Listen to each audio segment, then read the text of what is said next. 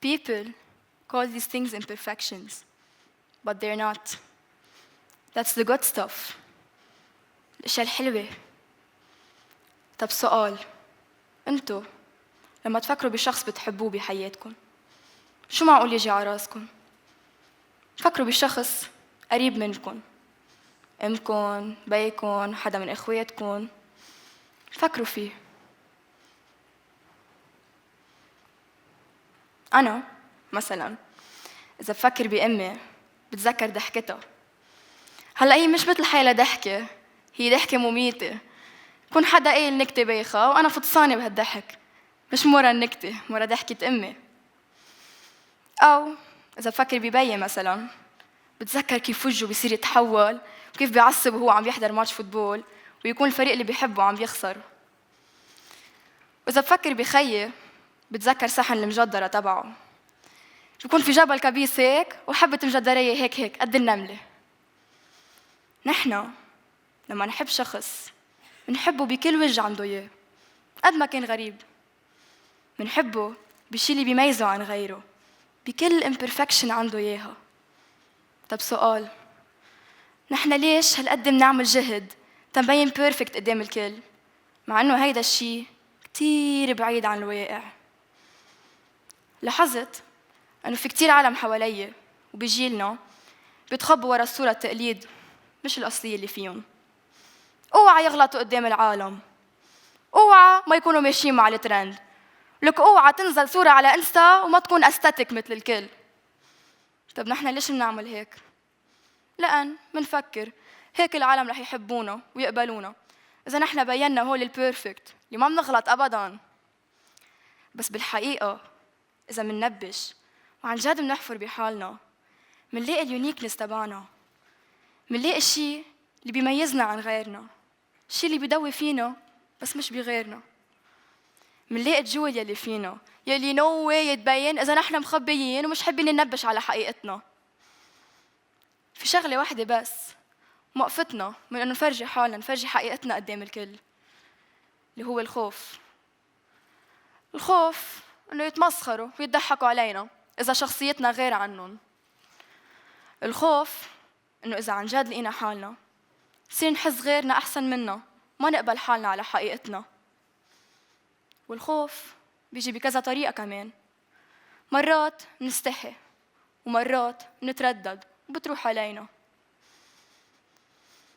بس إذا منقضي كل حياتنا عتلانين هم وخايفانين رح نفل من هالدنيا بلا ما نعرف الفرح اللي بيجي من إنه نكون الشخص اللي عن جد موجود بقلبنا، بلا ما نعرف إنه في كوميديان بيناتنا بس ولا مرة استرجع يعمل شي تيبين، بلا ما نعرف إذا الشخص اللي منحبه بيحبنا كمان، بلا ما نعرف إنه في مطرب مهم بيناتنا بس بيغني قدام جمهور الشامبوان والماي وهو عم بيتحمم بس ولا مرة بيسترجع يغني قدام جمهور حقيقي. أنا بعرف كل هالشي لأن أنا كنت هيك.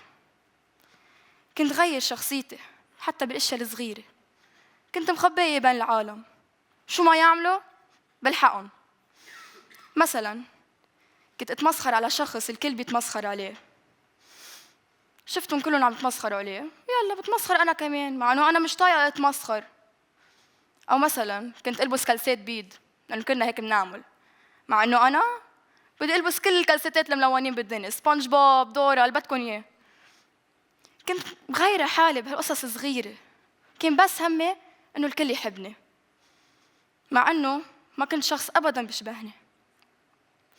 ومع الوقت بلشت لاحظ إنه كل حدا صار يشبه التاني وما حدا بيشبه حاله عن جد، والمصيبة الأكبر إنه أنا منهم.